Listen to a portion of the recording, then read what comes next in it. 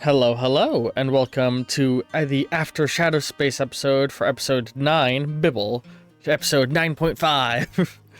I'm recording this a few days after that episode occurred just because I've been all over the place, but I still remember what happened, and I actually have a good bit to talk about with this week's episode. Before we get into that, I'm going to call attention to something a little bit different.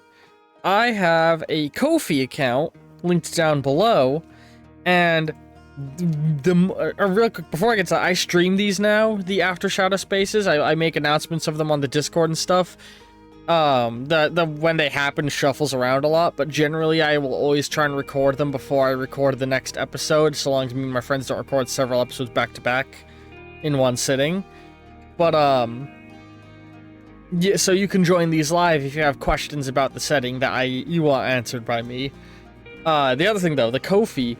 The reason I'm bringing that up is I haven't even made the update to the Ko-fi yet, but I'm going to allow people who are my supporters to design background characters for me to throw into Shadow Space. The idea being, if you have a request of a character you would want to see, I can throw them into the campaign as a bit character. Like, if you have a persona, or a space alien you've designed, or a robot you've designed, shoot it at me. I'll talk with you in the Ko-fi stuff if you're on my supporters, and I might be able to tuck them in as a fun little cameo appearance. You know, I'm probably not ever going to have them do anything major. They might be a single member out of a crew, or like, if you've ever seen Guardians of the Galaxy, the later end of, is it the first movie? One of the movies, they have they call on help from a bunch of different aliens, and we just have a bunch of ships fly up with people in them. Or like stuff, or like I might do something like that, or have you be like a character they meet in a cantina style bar for a very brief moment for an info drop, but not as a major recurring character. I just thought it'd be a fun thing to offer if people wanted it. The Ko-fi has a bunch of other things going on, but that's what's pertinent to the Shadow Space series. Additionally, I'm going to start trying to create very concise, like, rule cards and information, like game or universe lore snippets and stuff like that I'm going to throw onto the Ko-fi account just for people who follow there. It's a thing I'm working on right now, so again, there's none up there yet, but in the near future, I'm going to be putting things like the specific rules to weapon crafting, how certain characters' special secret powers work, and stuff like that. How, like the gravity gun that the fucking gas mask guy was using a few episodes, I have a stat block for that, just sort of sat off on the side. I might make a nice little bit of sprite art for that, a text blurb to go with it, and throw it up on the Ko-fi at some point. The other thing, and also, outside of that, I'm gonna quickly say, if you do just want the rules of Heart of Action in general, the bare bones, most generic, simple version of the rules is available on the Discord, linked down below.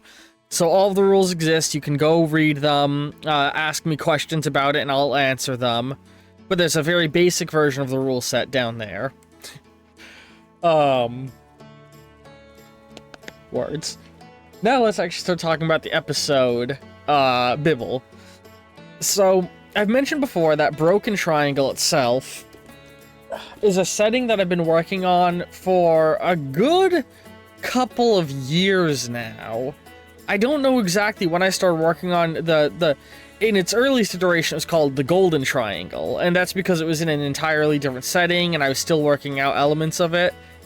This is where I'm gonna drop some fun lore. Broken Triangle began as a Fallout campaign, Fallout the Golden Triangle, a game based off of a Fallout game set in Texas. Fun little thing.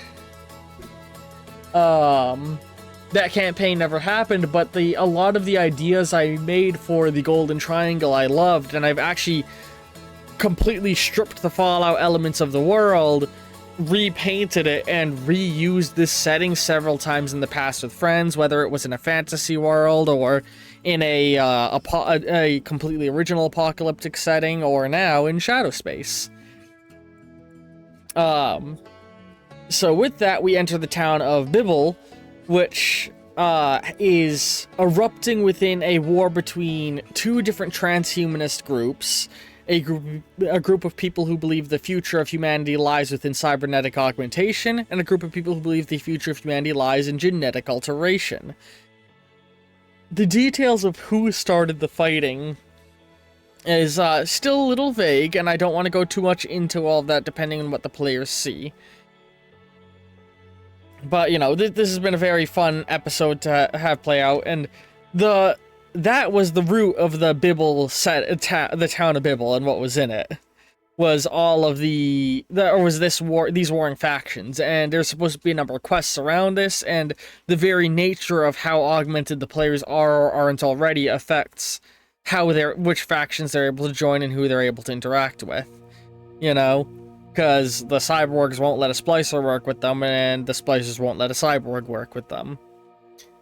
On top of that, I've layered in the whole pulsars thing. So, the fun thing is, the Broken Triangle script I originally had written up, for the setting, the pulsars weren't really a main go-to thing coming in and out of this setting. But I wanted to very much weave them in because they're an integral part of the backstories of several of the players, and I wanted to make it very present and take in elements of what the players created for themselves. I have a lot of ways I want to tie in backstory elements of some of the other characters. I just haven't gotten the chance to get to them yet.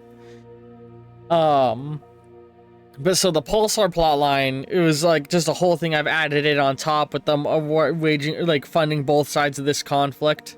Also, I think I'm going to throw out those robed people carrying red lights they passed by in the tunnels. That was another entirely separate faction that if the players had talked with them, they would have learned a lot more about, but we have not seen the last of them. There's been a lot of little hinting at factions like the Preacher they saw back in New Athens. A lot of this is coming down to every time they travel through a city or in between cities, I have a bunch of random encounter tables I've been rolling on. So they've been bumping into different people and talking with different people. And, like, Athens, the city they just left, still has a fuck ton of shit going on in it. There's a whole quest line they could engage in the arena. There's other factions they could interact with. It's just, like, part of that is about what random encounters they get and what they see going on. Some of the stuff is locked behind progression of quests in other areas. You know, it's all good fun stuff, is what I'm saying. Things are already firing off across the map where the players haven't even been to yet because of actions they committed, already having crazy ripple effects, just a few small things they've done. And I like that. I'm very happy. Like, I have this whole fucking... So, I developed a rule set for it was originally designed for a Dishonored campaign that I've been working on, but I also used it in a Batman campaign I'm running, where, my brother is the main player, and it, like, he is controlling Batman, and he has command over the whole Bat family in a sort of strategy business simulator tabletop campaign. It's great. It's great. I'd love to sometime just hold a video where me and him talk about the Batman world we've created. It'd be a fun thing. But it's a system that I call the Chaos system, where it's a bunch of very particular rules I made to a formula so that the players can have ripple effects on their actions in a predictable, believable manner rather than shit just happening. So, like, in the case of the Dishonored campaign where it originated, the way that it worked in that, this is going to be relevant. I'm kind of rambling, but this is going to be relevant. In the Dishonored campaign, whenever the players... I had the map chopped into, like, districts, and whenever the players killed somebody in a district, that district went up a certain amount of chaos, and that chaos would also raise the chaos level of everything around them by a smaller amount. and if any region ever passed certain chaos thresholds, certain things would change in the world. There was other things that could raise the chaos, and this was just a blanket world effect separate from however individual factions were affected by it. So if you kill a high-ranking member of a gang, that whole gang now starts to fall into disarray, which means everywhere that gang had people in it starts to fall into chaos. And like it was all these like balanced mechanics, and I've applied that to Broken Triangle. We've only seen one of the cities that are interconnected by the metro system that runs through everything, or two of the cities now. But like all these cities are in a trade network with each other, so if the players do a bunch of fucked up shit in one city, they're gonna have a negative reputation in all of the cities that are friends with that one, but they're gonna have a positive reputation immediately upon entering other cities. So like, you know, like I said, actions they perform are having rippling effect consequences already. Something I'm very looking forward to having play out. Whereas like once they get out into wider space, it'll be a lot easier for them to do something fucked up and then run away. At the worst, like, if they just mess with a group of civilians, worst case scenario, those people pool together and hire a mercenary to go after them. The real issue in space is if they piss off a megacorp, but that's something that can be looked at later. But yeah, so like, there's just I'm enjoying the back end of this campaign. But yeah, the craziness that happened at the end of last episode. Hopper has been captured. So this is a thing that I actually talked about at length with that player, because they are actually going to be away for a little while. So we talked about having a scenario where they would get disarmed. The plan was to either have them receive a injury that would pull them out of conflict, or have them get captured. So that's a little peek behind the curtain. Even if the players saved Hopper, Hopper was going to be critically injured for the foreseeable couple of episodes. But now, because they failed to save her, which I made explicitly very difficult after how much they whooped Gas Mask Guy last time, like, that Gas Mask Guy was supposed to be an either-or situation. Do you get the money or do you save your friend? They whooped his ass so thoroughly that that I was like, okay, I've underestimated how strong these players are. I need to make encounters harder. And so there was, again, metered things in the background. Gas Mask Guy had a predetermined mentality where he was trying to use his concentrated EMP blast he had in his hand to disarm the robot, because he saw how much that fucked him up last time. Like, a running thing with Gas Mask Guy is he is intended to be a villain who learns from his mistakes. The reason he had the gravity weaponry at the start of their first encounter is actually harkening back to the old campaign with the original players that was off stream, where gravity manipulation was a tool utilized against him. And so he was like, fuck this, I'm not gonna let that be used against me, I control the gravity. And now this time, he kind of got fucked over by EMP blasts, and so he was like, I'm the EMP blast now. I'm not gonna let these robots and cyborgs get anywhere close to me. And so he had that cybernetically implanted weapon that allows him to release EMP blasts from the palm of his hand. And the goal was that he would use. I literally gave him a off-camera frustration meter. So every time he did something he wanted to do, his frustration would go down, and every time he failed or the players got an attack in on him or something, his frustration went up. And the players were rolling so baller good against him and fucking him up so bad again, like last time, that his frustration meter ticked over quicker. Or like, not quicker, but very, very quickly. And what my idea was that once his frustration hit peak, he would release the shockwave attack. This would disarm all technology in the area of both him and his allies. And while that leaves all of his teammates majorly boned, it also leaves the players screwed, because the player group has 2 robots and a cyborg.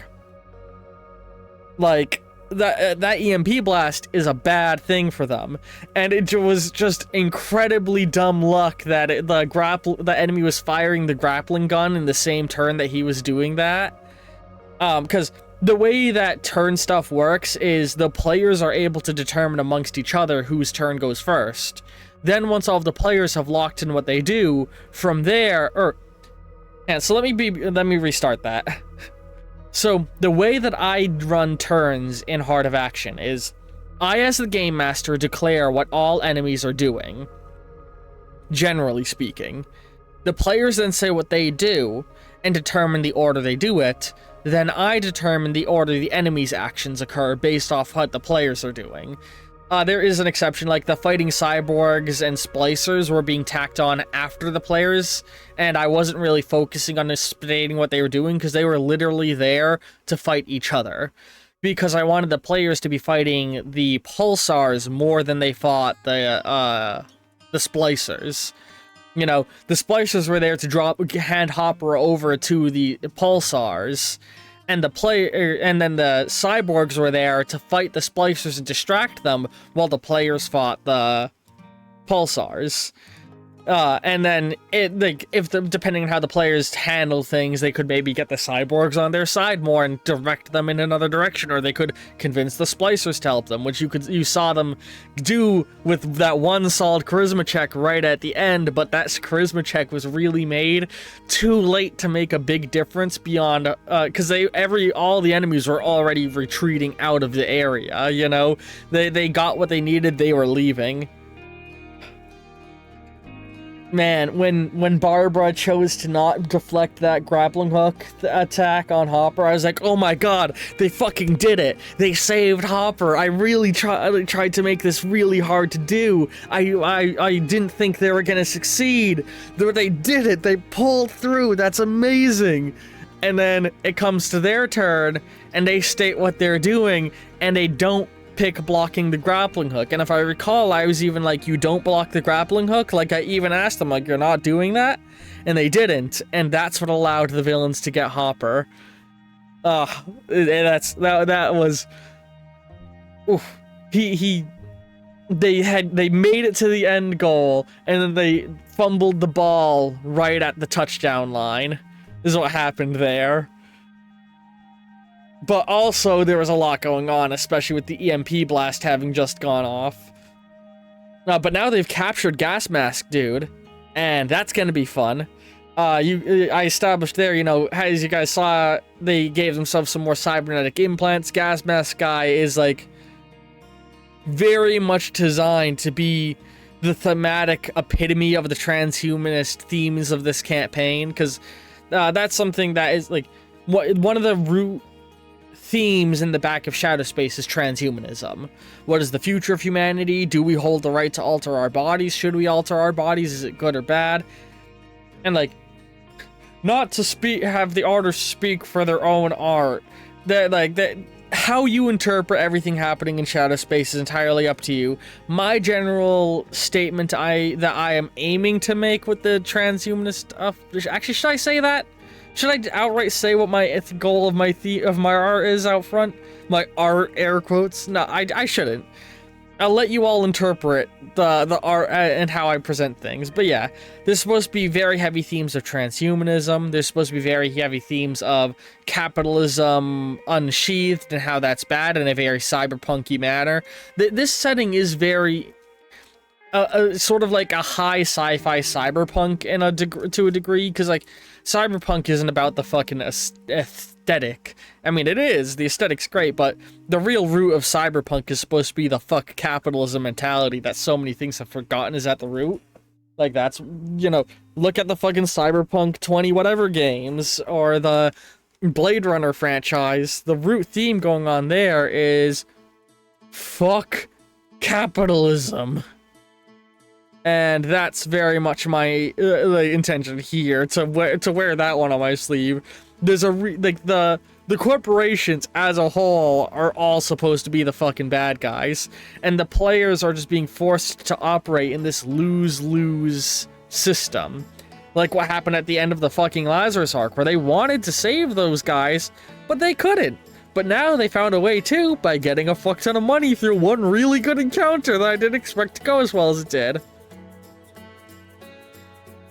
In the future, I need to focus more on how much money weighs in order to make it hard on them in the future to do something like that.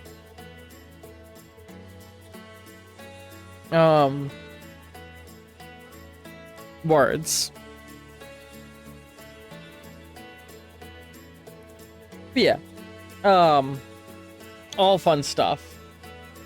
There's other themes I definitely want to point or like pull into the campaign later as it goes. Like the Fermi paradox is actually another one of the root things that went into my design of Shadow Space back in the day. Like, honestly, the three corners of the golden triangle that is Shadow Space is transhumanism, capitalism, and the Fermi paradox. Which, for those who don't know, the Fermi paradox is basically a paradox where it's like, hey, mathematically and statistically, we should have found intelligent life by now. Why haven't we? And in that vein, the world of Shadow Space doesn't have aliens in it, as far as we've seen. Just humans who genetically alter themselves. And in the old campaign, anytime the players thought they had found aliens, the reveal ended up being that it was just some genetic monstrosity that escaped from a lab. And that's going to be a fun thing that I'm going to play with as this campaign goes. Right now, though, we're stuck on the planet of Charon. And very much on the planet-side adventure. Eventually, I want to release I want to try and one day release books for Heart of Action so that people can have stuff to play. And I think the initial rulebook of Shadow Space is going to contain the Lazarus quest in a more polished fashion, has the Pack-in mission. And then I would want Broken Triangle in a fully polished out form to be the first, like, adventure module. Because this is supposed to be, like I had said previously in this campaign, getting a starship was kind of meant to be the end goal of this arc, but the players got that one thing really good. I mean, it was my mistake as a DM, ultimately, to put that much money in front of them and then not make it harder for them to get it. But, you know, there's gonna be repercussions to their actions. Pulsars are now pissed at them. And they bought a clunker of a ship. You know, they could have gone out of their way to buy a very high-value ship, but they got a literal scrap garbage ship. They could have left that scrapyard and just gone to a dealership. Just going to a dealership would have cost dramatically more. But yeah. I'm looking forward to having the slow reveal of where the broken part of Broken Triangle comes, and just what Broken Triangle means anyway to this setting. Oh yeah, one other thing I want to talk about is, you know, what could definitely be viewed as a bullshit moment of the level 9 check for the players to not get knocked out. Is that an obscenely high challenge level? Yeah. Was that the point? Yeah. My goal was specifically to take a few players out of the fight that was about to happen, in order to have a fun thing happen in the next session, which we're gonna play out. This session really was meant to be a break the party moment, and I think that's what it came out to be very well. Like, the group is very much separated. They've lost Hopper. Some of them are who knows where. Like, things went exactly as I intended as a DM, which I'm very happy about. I hope the players aren't too upset. I mean, I know they aren't because we all talked about it.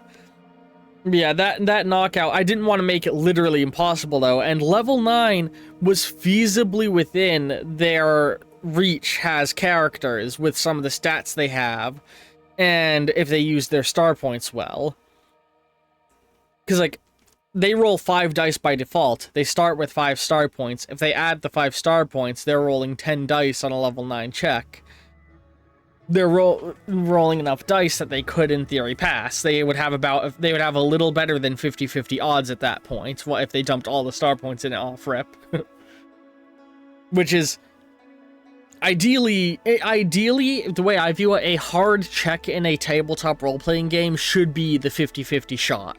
If you're making something harder than a 50% chance, you're making it too hard.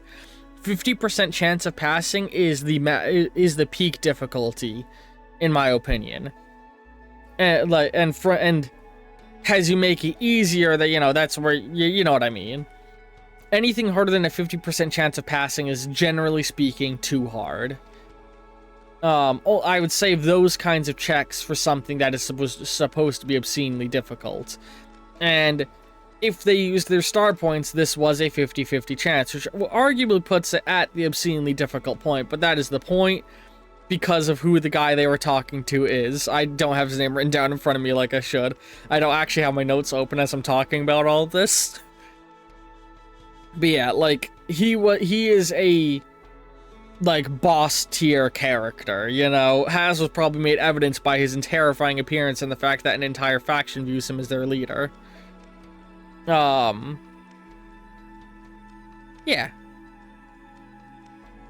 I think that's all I want to talk about. So yeah, I hope you've all enjoyed this episode of After Shadowspace episode 9.5. And I hope to see all of you in episode 10, both when it streams and when it airs on YouTube. Although by the time this goes up on YouTube, we'll have already streamed episode 10 a while ago. Anyway, love all you very, very much. Click an end card to continue watching, and ta-ta for now!